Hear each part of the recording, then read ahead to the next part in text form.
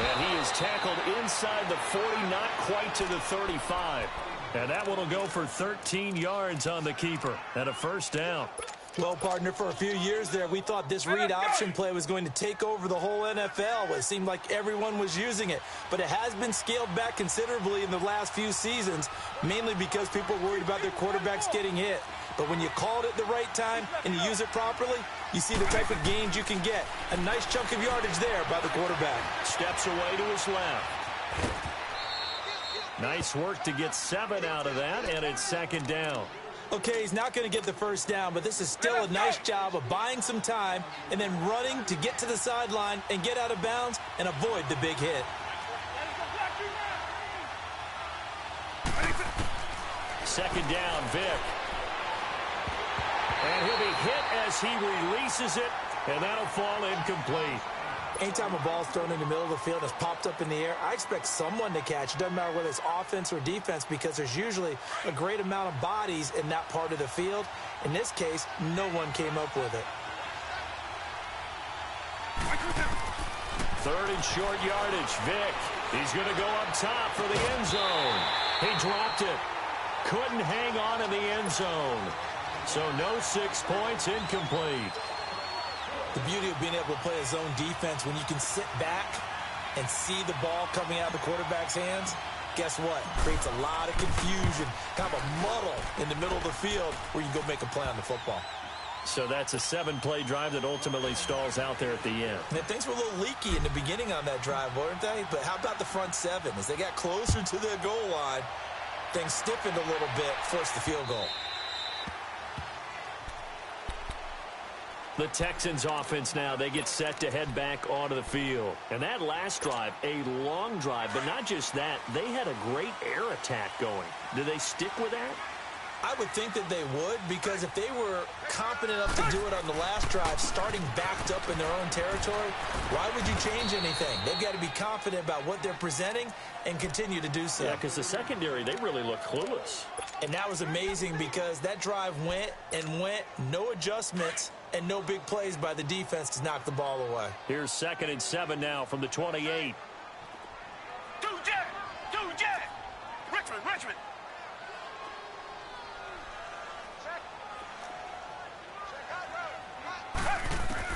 To throw on second is Watson.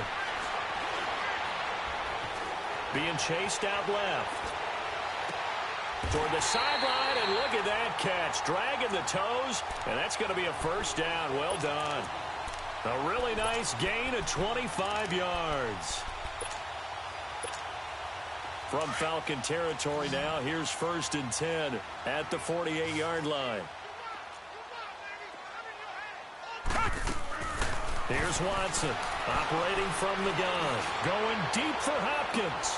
Into double coverage, and it's intercepted. Ricardo Allen with a pick.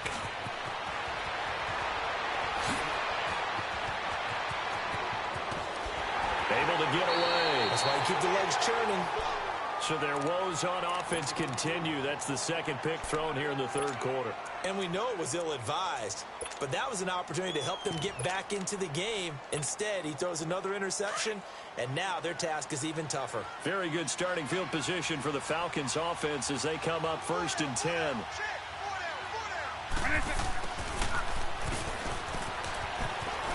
And he's going to be brought down inside the 45 at the 43. 7 yards on the pickup there, and it'll leave him with a 2nd and 3. Well, no matter how they phrase it, staying on schedule, staying ahead of the sticks, whatever you want to call it, 7 yards on first down, that fits the bill. Back now in Houston. It's been a very hotly contested game to this point. Just a field goal separating these two teams as we get set for the 4th quarter.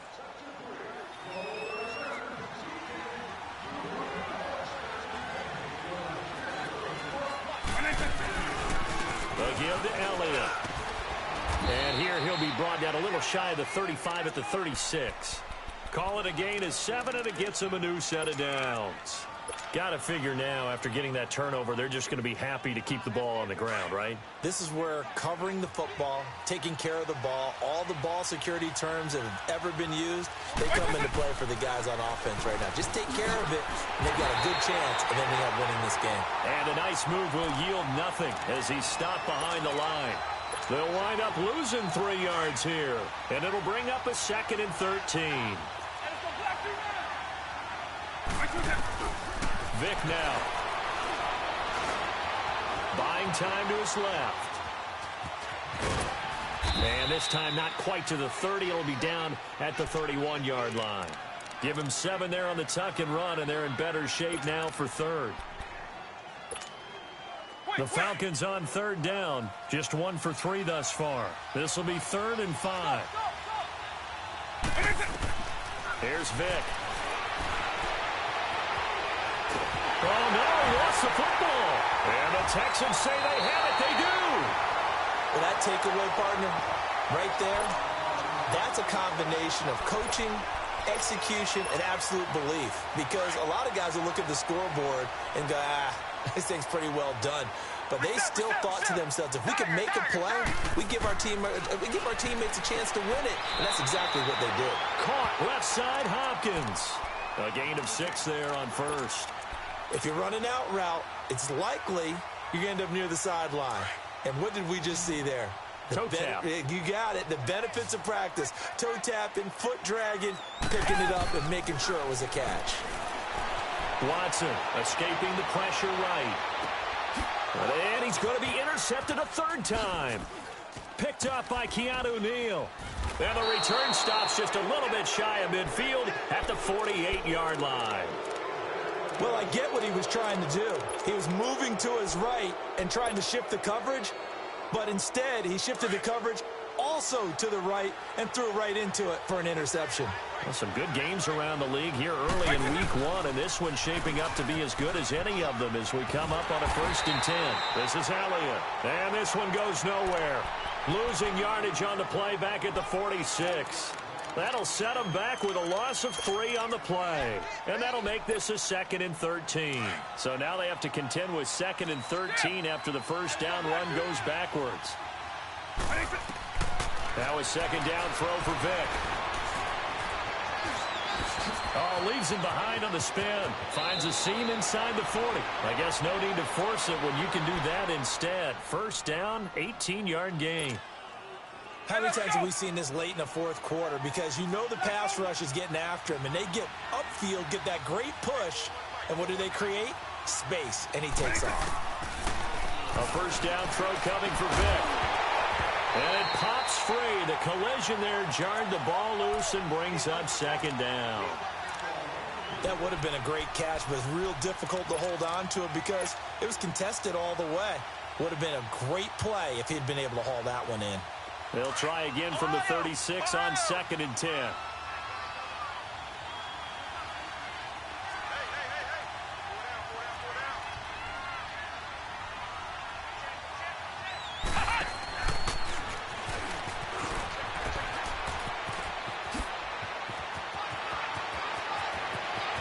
Touchdown, Falcons!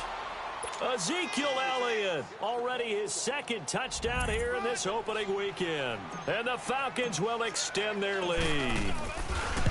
And he certainly played a pivotal role with those 2 TDs and why they're up on the scoreboard right now. Well, someone's all about winning, aren't they? Because he's not worried about the number. Sure, it's great to have 2 touchdowns.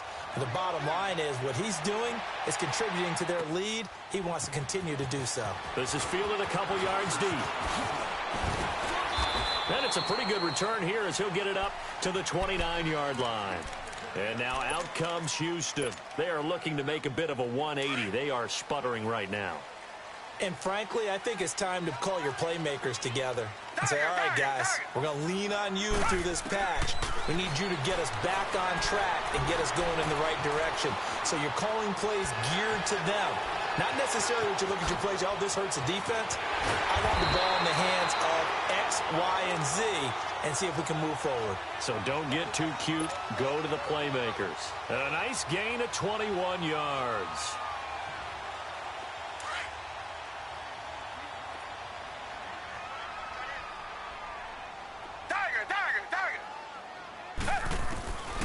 From the 50, it's Watson. Sliding out of the pocket. On the right side, this is Miller. Well, he's going to be out of bounds, but not before he takes it inside the 40. They get 14 on that one. Good for a Houston first down. Clock management, definitely critical here if they want to get back in this game. Absolutely agreed. They have to up the tempo in this case. Down a couple of scores. Want to make sure they have a chance to win this ball game. To throw is Watson. Going deep for Hopkins. And it drops down incomplete. Thought he might have had it. Instead, second down. Definitely desperation time. This just looks like, hey, throw it down there. Hope that your guy can make a play.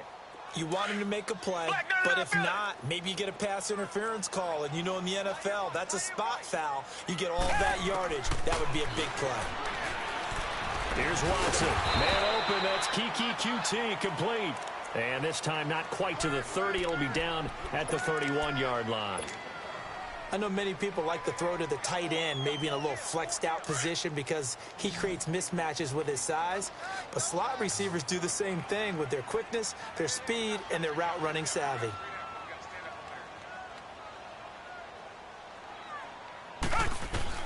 To the air yet again, Watson. Oh, he almost intercepted it. They're just forcing it into too many tough spots. That was almost a fourth pick of the game. And now fourth down.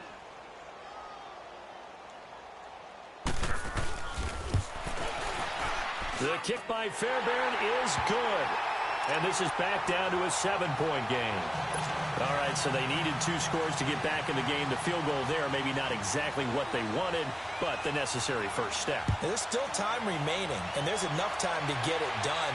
They've got to get at the least a 3-and-out here to get the ball back, preferably a takeaway. Atlanta now coming out on the field. The field goal we just saw has us now at a 1-score game, and on this side of the football, things are getting pretty tenuous, a little stressful. Blood pressure up a little bit, you think? I think up a lot of it. Could you imagine taking the pulse right now? It might be like a jackhammer out there on that side of the ball. But here's what the deal is. I think what we've observed is a team that's been playing not to lose as opposed to playing to win. And they've got to get back to that. And that means opening things up again, being a little more free in what they're trying to get done on offense.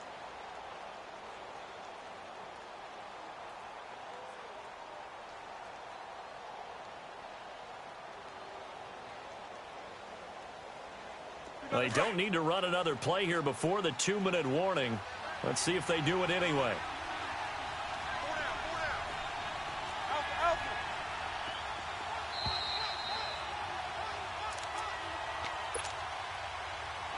Time for a break. We'll come back, see what transpires after this.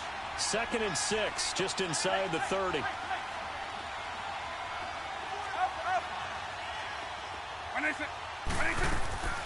From the gun, Vic. And he can't get a throw off. He's taken down. What a huge play at this point in the game. And whistles, and we're going to have another stoppage of play as they call the timeout on defense with 1:53 left. The Falcons on 3rd down. Just 1 for 3 thus far. This is 3rd and 17.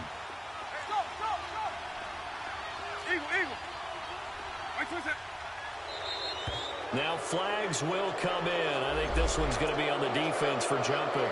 A free 5 yards as the defense jumps. I know it's an anticipation game for them, but it's also a reaction game, and they reacted poorly on that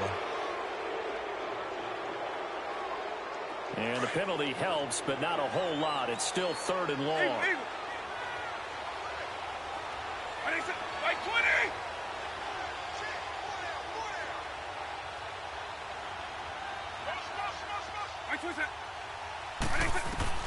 Vic. And then going deep for Hill. And this is, oh my goodness, he pulled it in one-handed. Touchdown, Falcons. Tyreek Hill, 77 yards. And the Falcons will add on to their lead. Well, it'd be real easy to say that they are firmly in control right now, but I'm looking at your face, and I'm thinking I've got to be careful with that. Well, it's a two-score game. You're inside of 2 minutes. I think you can breathe relatively easily now. Yeah, you can, but still, you got to stay vigilant. Can't give up anything cheap and easy. That could put you in some jeopardy.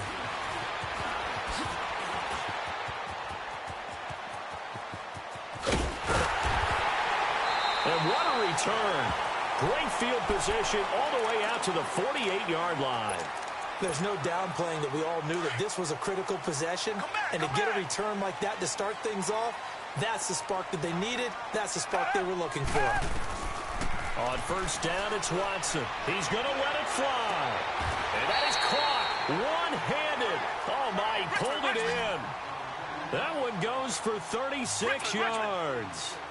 You know I'm going to lean towards the defender, right? You know I'm going to do that. I know. That's a tough situation for him as I see it. But the truth of the matter is, that ball was not streaking towards him. Had a little arc on it. He's got to find a way to get his head around and make a play on the football. So a 1st and 5 now after the 5-yard penalty from the neutral zone infraction. From the gun, here's Watson. Eluding the pressure right. He couldn't quite hold it. Got hit. Ball pops out. Incomplete. Once you get into the red zone and the safeties have less ground to cover, you'd better be quick with your delivery. Not much space to get a ball in there. Yeah, when that field shrinks with those safeties, it's almost like there's a couple extra defenders out there, right? It certainly is. They end up taking up extra space just because there's not enough space for receivers to run through. This will be caught at about the 6. And he's able to get it down to the 2-yard line. 9 yards on the play there, and it sets him up 1st and goal. Sometimes it's designed, and sometimes you just have to know when to leave the pocket and move and make something happen. And on that play, he was able to get on the run and was still accurate throwing the football. Well, Brandon, we always know that once you score one touchdown, you're without a doubt. And so far today, he's got one. And he takes this one into the end zone, and all of a sudden, here in the final minute, things get a little bit tighter. Okay, game on. Don't go anywhere yet. You got a one-score game now. Probably going to rely on the onside kick coming up. Yeah, they have to. It's not a high percentage play, but it's better than not having a chance at all. And that's when you put your leapers and your flyers on one side, get that high hop, and hope that one of the guys can come up with it. And on the other side, get that hands team ready. No doubt about it. Well, 4th quarter, they felt like they needed the football back. Unfortunately, they couldn't get it. And I know we brought analytics into the game, and someone has said here that the data says that when a team's expecting an onside kick, 80% of the time, the team expecting it, they do actually recover the ball, which is what we saw here. I just wonder if that number is much more of a anecdotal type of a number. Kind of like when the coaches tell us, well, when you score on special teams, 93% of the time you win the game. I'm still waiting to see that number is empirical. And now the Texans want to call another timeout, as the clock will stop with 34 seconds to go in the game. First play of the drive goes the wrong way. Here's 2nd and 12.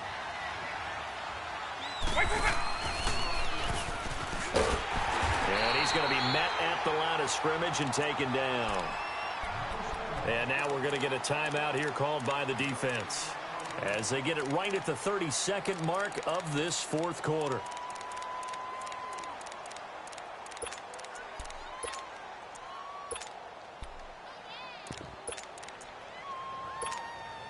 The Falcons on 3rd down. They've hit 2 for 4 thus far. This is going to be 3rd and 13.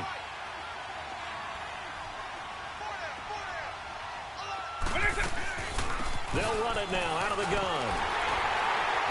And he gets it down to the 32. Give him 9 on the carry, but it's not enough. And it'll be 4th down. Okay, he didn't break that one all the way, but you got to know that he feels like he's right on the verge, and that's probably exactly what he's telling him in the huddle right now.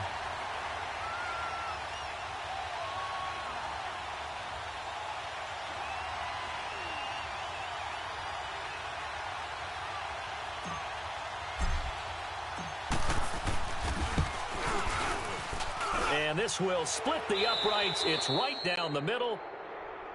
And that will push the lead up to double digits now at 10.